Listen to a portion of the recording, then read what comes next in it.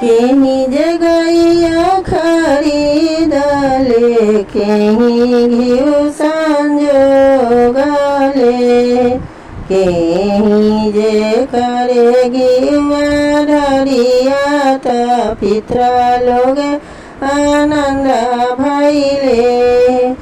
केही जे करे घिउवा ढरिया त पित्र लोग आनन्द भैले बाबा जे गैया खरिदले दादी घिउ संजोगले अरविन्द बाबु कलन घिउवा ढरिया त पित्र लोग आनन्द भैले अरविन्द बाबु कलन घिउवा ढरिया त पित्र लोग आनन्द भैले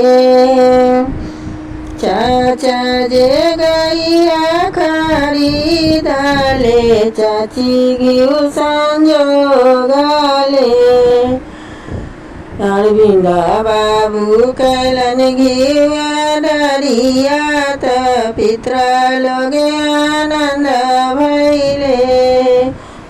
जीजा जे गैया खरिदले दिदी घिउ संजोगले अरविन्द बाबु कलन घिउवा ढरिया त पित्र लोग आनन्द भैले अरविन्द बाबु कलन घिउवा ढरिया त पित्र लोग आनन्द भैले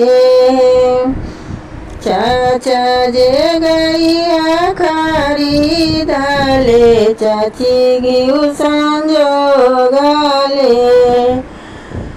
अरविन्द बाबु कलन घिउवा ढरिया त पित्र लोग आनन्द भैले